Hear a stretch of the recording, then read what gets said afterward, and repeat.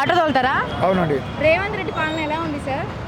రేవంత్ రెడ్డి పాలన ఈ ఉచిత బస్సులు వచ్చే కాడికి మా పని అయిపోయింది. అయిపోయిందా? మేము ఏం లేదు, చిప్ప చేతికి వచ్చే వాళ్ళకి కూర్చునే పరిస్థితి ఇది గిరాకీ లేదా సార్? లేదు. ఎవరు లేదు సార్? రేవంత్ రెడ్డి రాకుండా ఎలా ఉంటుంది మీ క్యాబ్? అప్పుడే మంచిగా ఉండే టీఆర్ఎస్ రావడం బాగుండే, కానీ నేను కూడా కాంగ్రెస్ పార్టీ, కానీ నాకు నచ్చలేదు. కాంగ్రెస్ పార్టీ నచ్చలేదు. నాకు నచ్చలేదు సార్. ఇప్పుడు మీకు ఎంత బిల్ అవుతుంది సార్? అప్పుడైతే ఇప్పుడు ఎంత అవుతుంది? ఇప్పుడు రోజు 200 కూడా అవుతలేవు. ఉదాహరణ చెప్పాలంటే 200-300 కూడా అవుతలేవు. అప్పుడు రోజు 1700-1000 రూపాయలు చేసేది మంచిగా. అవునా? ఇప్పుడు మీరు అంగీకరిస్తలేరా రేవంత్ రెడ్డి గారి పాలనని? అంతేలేదు. ఒక నెక్స్ట్ మళ్ళీ ఇంకొక 5 years తర్వాత కూడా రేవంత్ రెడ్డి గారికి సపోర్ట్ చేసి ఓటేస్తారా? టీఆర్ఎస్ పార్టీ అప్పటిదాకా ఉంటుంది కష్టం. కానీ మీకోసం ఆయన పథకాలు వేస్తే బాగుండు అనిపిస్తుందా మీకు? ఇంకెప్పుడు వేస్తాడు? సంవత్సరానికి 12 రూపాయలు ఇస్తున్నాడు, అదన్నాడు ఇస్తున్నాడు, ఏది లేదు. ఎక్కడ చెప్పాడు అక్కడ మెల్లగా చేస్తారు సార్. ఇప్పుడే కదా వచ్చింది. 12,000 అయినా వేస్టే మేడం. సంవత్సరం 12 అంటే రోజు 30 రూపాయలు అంటే చాయ్ సిగరెట్ లెక్కలు అన్నట్టు. నెలకు 10,000-15,000 ఇచ్చో 10,000 ఇచ్చిన తర్వాత అది ఒక లెక్క. మొత్తం ఆటోలు గిరాకీ తగ్గిపోయిన ఒక్కొక్కరు ఘోరం అవుతుంది పరిస్థితి. మీకు కాంగ్రెస్ పాలన అసలు నచ్చలేదు? ఏం లాభం గీదా బస్సు పిల్లలు పెడతారు. కాంగ్రెస్ అండి నాకు మునుగోడు మా రాజగోపాల్ రెడ్డి సార్ మనిషి నేను, ఓకే. కానీ ఆ మునుగోడు నా వరకే అది బాగుంది. అక్కడ ఇక్కడ మాత్రం ఈ ముఖ్యమంత్రి మాత్రం బాగాలేదు ఇక్కడ.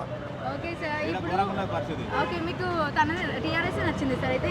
అన్ని రైతు బంధు కానీ దళిత బంధు కానీ ఏ బంధు కానీ టైం టు టైం ఉండేవి. కానీ సార్ దళిత బంధు ఇవ్వడం కరెక్టేనా?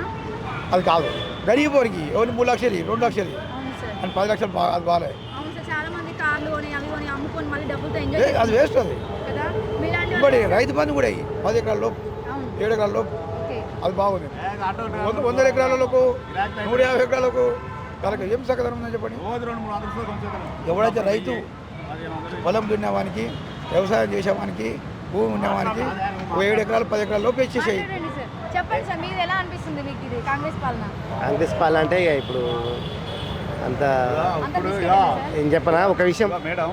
ఒకటి నాకు తెలిసిన మటుకైతే, నాకు ఉపాధి తెలిసినక్కడైతే అప్పుడు సైకిల్ ఉంటే హీరో బండి ఉన్నట్టు. ఇప్పుడు ఆటో డ్రైవర్ 500 ఉంచిపోతే వాడు గ్రేట్ అన్నట్టు. 500 కొంచెం మిగులుతారు, కొంచెం అది మిగులుతలేవు, గ్రేట్ అన్నట్టు. అప్పుడు జమ్మన్లో సైకిల్ ఉంటే ఇవాడు గొప్ప అన్నట్టు, బుల్లెట్ ఉన్నట్టే. ఇప్పుడు 500 కొంచెమైంది అనుకో, వాడిగా హీరో వాడు గ్రేట్ అన్నట్టు. ఘోరం అయిపోయింది పరిస్థితి.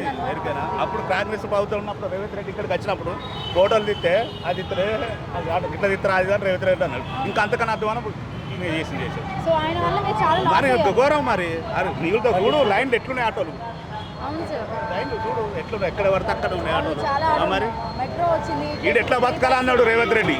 వీడు ఎట్లా బతకాలి, ఏసాక ఫోటోలు ఇస్తాను అన్నాడు, ఉప్పల కడిగి పోయి 20 గురి అన్నాడు. మరి ఇప్పుడు ఇంకా అంతకన్నా అధ్వానం చేసిండు. మరి పరిస్థితి ఎట్లా? ఏం అడుగుతాం? అడుగుతాం అది పోనీయరు కదా, లోపల పోనీయరు కదా. కావాలంటే ఇల్లు మంచోళ్ళు అయితే ఇక్కడికి పిలిపించాలి, హెలికాప్టర్లు పిలిపించాలి, అట్లుండాలి. పోలీసులు ఏమో ఎంత ఎంత కోపం, ఎంత ఘోర ఆవేశం మేడం. అసలు మిగులుతుందో తెలుసా? మరి మరి ఆటోలు గ్రాకేలు అయితే ఘోరం పరిస్థితులు ఉన్నాయి. ఇంకా ఇక్కడంటే పోనీ 200-300 కూరగాయల మందం. మరి ఊళ్ళల్లో పరిస్థితి ఆయనతో 100 రూపాయలు సుతా మిగిలాయి. ఇంకా పాలు పెరికడం కొంచెం అవుతారా మేము, కానీ ఊళ్ళల్లో పరిస్థితి ఎట్లా? ఇంకా వాళ్ళు అయితే ఇంకా పిస్తున్నారు చెప్తారు, రూపాయికి పిస్తున్నారు చెప్తారు వాళ్ళు. మరి అలా పరిస్థితి ఎట్లా ఫ్రీ పాసులు పెడతారు. విద్య వైద్యం గవిటికి గవి లెక్కలు చేయాలి. ఒక్కొక్క లక్షలు పెట్టి చదివిస్తారు స్కూల్. గవిటి తక్కువ చేస్తే అది మంచి లెక్కలు అన్నట్టు. ఏ చేసుకునే బతికే లెక్కలు అన్నట్టు వీటి మీద రూపాయి మిగులుతారో తెలుసా? కొంచెం పైసలే కొంచెం అవుతారు.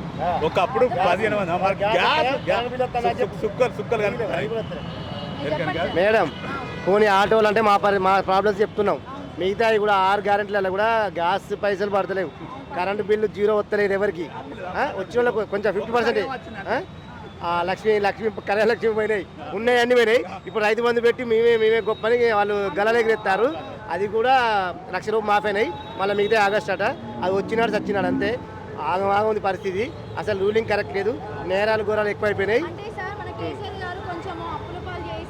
ఏదేం లేదు మేడం, ఆయన ఎక్కడ తెచ్చేది ఎక్కడ పెట్టేది, కానీ కరెక్ట్ టైంకు అందరికి ఇచ్చింది లబ్ధి. ఏది సంక్షేమ పథకాలు చేతికి అంది అందరికి. మేడం ఒక ఇల్లు కట్టాలంటే దాని 20-30 లక్షలు కావాలి. ఈ మొత్తం డెవలప్మెంట్ చేయాలంటే కాదు అప్పు కదా. వాళ్ళు ఇంట్లో అయ్యేవని ఎకరం పువ్వు అమ్మిండా మేడం. పదే కాంగ్రెస్ వాళ్ళు కేసీఆర్ చేసిన అప్పులు వడ్డీ కట్టలేకపోతారా, అప్పులు అంటాడా? అప్పులు అవన్నీ వదిలేయి, నువ్వు రూలింగ్ కరెక్ట్ చేయి, నువ్వు దాని సంక్షేమ పథకం అమలు చేయి. నీ 6 గ్యారెంటీ అమలు చేయి ఈ 5 ఏళ్ళలో అది అప్పుడే నమ్మకం అమలు వస్తుంది కదా. నెక్స్ట్ 5 సంవత్సరాలు టికెట్ తీసుకున్నప్పుడే అప్పు అయినప్పుడు ప్రీ పెడితే ఇంకా అప్పు కదా అయితే బాగా అవును సార్. మాటేనే. ఇంకా అప్పు కదా. మేడం, సో మొత్తం అయితే మీరు సామాన్యుడు బతికే రోజు లేవు కూరగాయలు రేట్లు పెరిగినాయి పప్పు ఉప్పులు రేట్లు పెరిగినాయి అవును సార్. ఆ? ఈ హైదరాబాద్లో ఉండాలంటే భయం అవుతుంది కిరాయికి ఉండాలంటే ఏమని మళ్ళీ ఇంకోటి ఏంటంటే ఇప్పుడు ఈ ఉన్న గవర్నమెంట్ ఏది కరెక్ట్ అమలు అయితే లేదు వాళ్ళు ఏమైనా తప్పించుకుంటారు అవును. కళ్ళబులి కబుర్లు చెప్పి అవును సార్. ఎందుకంటే కాంగ్రెస్ వాళ్ళ మీద టీఆర్ఎస్ వాళ్ళ మీద అన్ని లేని అవార్డాలు ఇస్తారు కానీ ఆయన 10 ఏళ్ళ పరిపాలనలో ప్రజలైతే ఎన్నడూ ఇబ్బందులు వాళ్ళే ఆయన ఎక్కడ ఇచ్చేదో ఏం చేయదు అప్పులకి ఇప్పుడు అంటే అప్పులు లేని ప్రభుత్వం ఏం చేయదు. ఆ. డబ్బు ఇచ్చి కొని తెచ్చుకున్నాం రేవంత్ రెడ్డిని అది మాత్రం నిజమే కదా సార్. మీరు ఓట్లు వేసుకొని మీరే గెలిపించుకున్నారు. ఇప్పుడు మీరే బాధపడుతున్నారు అంతే 15 కదా? రోజులు బాధపడ్డా అవును. గెలిపించుకున్నాము బాధపడుతున్నాం అంతే. మేడం గరికి ఢిల్లీకి పోతాను కదా బడ్జెట్లో ఒక్కటి లేదు మనకు ఏపీకి ఇచ్చిన హామీలు మోడీ మనకు ఒక్కటి ఇవ్వలేదు గుండు సున్నా వీళ్ళు 8 మంది ఎంపీలు కాంగ్రెస్ ఎంపీలు అంతా ఏం చేస్తారు వేస్ట్ శుద్ధదండగా ఢిల్లీకి పోతాను వస్తాను కానీ మోడీతో ఏదో మంచి సన్నిహితం ఎంచుకున్నాడు మరి మనకు తెలంగాణకు రావాల్సిన బడ్జెట్లో ఏ పథకాలు కూడా ఆయన కొట్లాడి తెత్తలేడు మన ఎంపీలంతా దద్దమ్మ లెక్క కూర్చుంటారు కాబట్టి మనకు అంతకుముందు పరిపాలన బాగుందని మేము అందరం అనుకుంటున్నాం మళ్ళీ సార్ మనకి కేసీఆర్ కావాలా? కేసీఆర్ కావాలా చూడం మేము బీజేపీకి ఎత్తామో ఇది ఎవరికి ఎత్తాం కానీ మాకు మంచి గవర్నమెంట్ వచ్చేదే చూసుకుంటాం అవును సార్. మీరు చాలా లాస్ అయ్యారు అది మాత్రం నిజం.